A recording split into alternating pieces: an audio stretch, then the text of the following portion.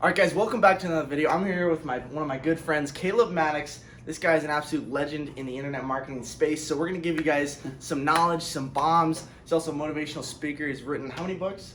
I think 12. 12 books, yeah, guys. Still this trying guy to count it up. Was a millionaire by 16, guys. So we're going to get into some really cool business stuff for you guys so you can really max out and really make money at a young age. So what do you think the key is, for some of my younger audience, maybe they're 16, 17, 18, 20. What's the key to making money right now? What would you do if you were to start over again? Well, first things first, man. It's cool to be filmed with you. I'm here in Bridget's apartment. We're about to be making some sales calls, making some money, which is exciting. So, as far as my advice, would be kind of this. Like, when you're looking at anything, like imagine this is like a game, for example. So, let's say that you want to be a great basketball player. Well, the first step to becoming a great basketball player is first understanding how the game of basketball is played. Same exact thing with any sport or any game for that matter. If I want to get good at chess, like I personally don't know how to play chess yet. I plan on learning really, really soon. I know there's a lot of successful people that do. My business partner Ryan's really good at chess. But the only difference between me and Ryan is I don't know how to play the game of chess and he does. Therefore, he will beat me every single time. And so many people, they're like, how do I win in business? They've never even thought, what is this game? What actually is it? And if you look at the game of business takes place within capitalism, right? Within this system called capitalism. And the way that capitalism works is it's an exchange of value, right? So the way that capitalism is, it's like, it started kind of with the barter system way back in the day. If I have, 20 bags of rice and I want a cattle, I'll exchange 20 bags of rice and then you give me a cattle, right? Because I find this to be valuable, you find this to be valuable, but I'm like, this is worth this. So we'll exchange this, it's exchange of value. So the same thing in business.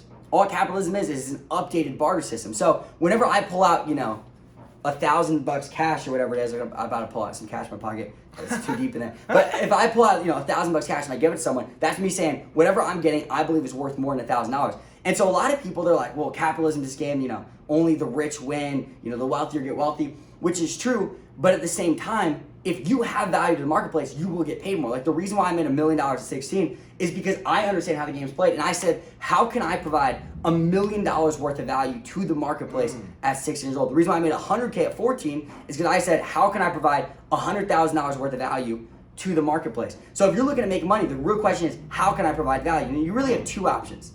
In capitalism, there's pretty much two options in the day. The first thing that you can go ahead and provide value with is your time. Right? And this is what most people do. They basically provide their time for money. So they'll go to a job, they'll work 40 hours a week, and they'll get paid whatever they pay. So they're exchanging their time for money. Now the problem with that is, since capitalism is based off of value, well, think about time. What does everyone have? Literally every human being on earth has time. It is the most evenly and distributed thing on the planet. So if your value to the marketplace is your time, you're never going to get paid a lot because everyone has that resource. Therefore, it's not that valuable to the marketplace, even though you might be a valuable person. So the number one goal is, okay, if I want to make money in this game called capitalism and it's exchange value and everyone has time, I have to figure out something different. Instead of selling time, I need to sell a product or service that doesn't require my time. I need to figure out something valuable in the marketplace. So all of that coming back to say this. If you want to make money, you're 16, 17, however old you are, you need something to sell. Like you will not make a lot of money working a job. Now, if you're going to work a job underneath someone and you're going to be learning, you want to be a part of a mission, that's great. I'm not the type of person that's like everyone should be an entrepreneur or there should be no employees. We need employees. They're valuable to the marketplace and there's obviously higher paying jobs and there's value of being an employee. Even if you're not getting paid the most, once again, there's people you can sit under and learn from. There's missions you can be a part of. But if your goal is like, I want to make money, then at 16, 17 years old, you need to ask yourself, what can I sell? What can I provide to the marketplace? And the moment you have something to sell, you now have the controller of capitalism. You're not in control of how much money you make. Because, for example, Bridger, you make a lot of money. You're a young dude. The number one thing that Bridger does is he has something to sell. So when Bridger, wants to make money to pay for this cool apartment he lives in here in Scottsdale, Arizona, one of the nicest apartment complexes in all of Scottsdale, what does Bridger do? He picks up the phone and start selling. That is why salespeople get paid so much, is because they're not exchanging their time for money, they're exchanging a product or service for money. And so my number one piece of advice is, number one, find something to sell, and number two, learn to sell it. If you start off in capitalism, obviously there's a lot that goes into it. I can't share all the keys to making money in a 10-minute video. But with that said, start with, number one, what can I sell? And number two, how can I sell it? If you just focus on those two things, what can I sell? How can I learn to sell it? You'll be wealthy. Wow, Caleb, that was money. Okay, so you Literally. said that literally capitalism is just an exchange of value, right? And so probably a lot of what these guys are thinking is, well, Caleb, I'm 14, I'm 16, I'm not valuable. I have nothing value to sell. What would you say to that? I would say number one, if you're saying I'm not valuable, then that's up to you. Like the day I didn't become valuable at 14 because I was like, I'm gonna become valuable. I woke up one day and just started like being valuable. Like my dad, whenever I was younger, when I was 7 years old, my dad paid me $20 for every single business book that I would read. And so as you can imagine, from 7 years old to 14, I'd read so many business books that at 14, I had the value in my head of some people that were 30. Therefore, I was making what some people make at 30 years old, right? So if you want to become valuable, you don't need a dad like mine who paid me. And by the way, he actually only paid me for one book to do that. Because after the first book that he paid me $20 for, I realized that what I was learning inside those business books was more valuable than the money. With that said, if you're like, I want to become more valuable, then you need to start consuming value. Like right here in your phone, in your pocket, you're listening to two people who've made money in the past. Like this is the best generation era there's ever been when it comes to making money. There's no better time to ever be alive when it comes to becoming valuable. So if I'm you, I'm watching people of value, right? I'm going on YouTube. I'm watching wealthy people. I'm studying and consuming the people who have the net worth that I want to have. In fact, I might do 10 times that. If I want to be worth $1 million, I'm doing 10. By the way, if you want to be worth $1 million, $1 million is a small goal. Like $1 million is not a lot of money. It just absolutely isn't. Trust me, I've had it. I've been in a place where I'm making $1 million a year. You're just barely scratching the surface. So if I'm you, I'm studying people worth $10 million plus, people who are willing to share that information. I'm studying billionaires. And over time of like studying these people, you will become valuable. I love that. Okay, what are some fundamental books that are going to increase your value at a young age that are like must reads that you read a ton? Well, the way that I view books like medicine, right? So people are like, what's the best medicine? I'm like, well, what hurts? Is it your knee? Is it your arm? Like, where's that, right? So whenever I think about books, I'm not thinking, what are the best books? I'm thinking, what do I need? And then I go find a book to acquire that. So for example, you guys, you want to, number one, be learning from people of value. You want to be learning from wealthy people. So then I'm looking up books from billionaires, or I'm looking up, best business books, and I'm studying people who are big in business. And then also on top of that, you not only do you need to have something to sell and become someone of value, but you need to learn how to sell it. So I'm studying sales books. So one like really great person I obviously studied for both those is a guy named Grant Cardone, who I know you watch a lot of. One of the reasons I bring it up. Yep. And Grant has great books when it comes to business and the mindset. He has a book called The 10X Rule, and then he also has books on sales. He has a book, Sell or Be Sold, Closer Survival Guide. He has all these different books. So Grant's a great person.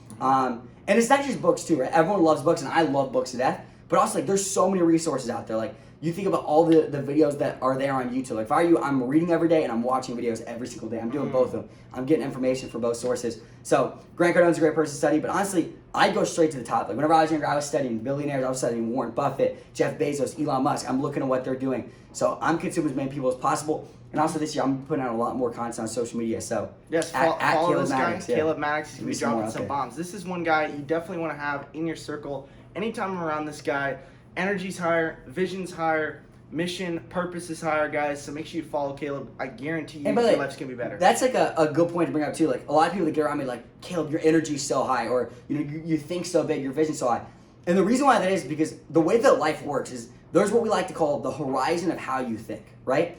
And a lot of people, they think at a low horizon. Like they have small vision, they study small thinkers, they talk about small subjects, just like personal life. And if you get around all of my wealthy friends, what are they talking about? They're talking about massive things. Their horizons up here. They're talking about world problems, not personal problems, world problems, how to solve those problems. They're talking about what the wealthiest people in the world are up to. And in life, you will always get results in accordance to the horizon of how you think. This is why if you look at millionaires who go bankrupt, what ends up happening? They usually always become millionaires because they think like a millionaire. Their horizon's up here, and even if they go bankrupt and fall down here, it's like a rubber band. It pulls you back up, right? They become millionaires again. Vice versa with like people that win the lottery. The horizon of how they think is down here. They win the lottery, they're up here. They usually get pulled back down. And so for me, for example, my horizon's at least $1 million a month. If I'm not making $1 million a month, I have like anxiety. Which this man is working nonstop if he's not making $1 million a month. Well, first of all, I'm working nonstop whether I'm making $1 million. Because like my new standard is $100 million, $1 billion. Because I'm trying to get as many resources as possible. I got a long life to live. In order to pull off the crazy amount of vision I have to have resources. So my horizon's constantly improving. And but that's the other thing. This is why you notice billionaires' net worth constantly go like this. Number one, money does make money, right? Money's valuable to the marketplace, and when you're able to put it into the market, you earn interest on that money because money's a valuable thing. You make more. But also, if you look at someone like Warren Buffett, what is he doing? He's reading 4-6 hours a day. I think it's maybe 8 hours a day. I don't know the exact number. But look at Warren Buffett. So he's reading constantly. So what's happening? His brain's expanding. He's thinking better. And because the horizon of how he thinks is constantly increasing, so is his net worth. Same with Elon Musk. He's constantly learning. And you look at these billionaires, this is why they become wealthier and wealthier and wealthier and wealthier, is because the way that they think continues to rise. It continues to go up. And so a lot of people, they're stagnant, right? They work the same job, doing the same thing. They're not consuming new information. You know, they have the same visions, the same goals. That vision is none. They have the same friends. Their lifestyle's the same. And therefore, their horizon stays the same. Therefore, their results stay the same. Now, for successful people, they're constantly upping their vision, constantly raising their standards, constantly studying successful people, constantly getting new friends, new connections. And because of this momentum, like this is a momentum game. Like at the end of the day, you will continue to go in the direction that you're going. And a lot of people don't get this. They're like, well, you know, what I want is miles away over there. And it's too far away. But the truth is, if you just keep going long enough, you'll eventually get there. But the problem is not how far away you are, it's the direction in which you're going. Like, you're going in the wrong direction. You're studying the wrong people, around the wrong people. So if you want to become successful, don't think about how far away it is. At the end of the day, you're going to be walking the rest of your life. So at the end of the day, you're going to get somewhere eventually. Yes. So might as well change that trajectory and go towards where you want to go. Oh, I love that. That's money, guys. So ask yourself, what direction are you walking today? What are the friends that you have? Literally go through your phone, look at the 5, 10 people that you've texted, you've called, and I want you guys to take an audit, okay? And if these are not people that you want to be 5 years from now, limit your exposure, add some new people in, guys. Follow Caleb Maddix. Make sure you hit the like button. Subscribe down below, guys. We're going to help you become that alpha king. Caleb, appreciate you being on the channel. That's my guy. Let's do it. Peace.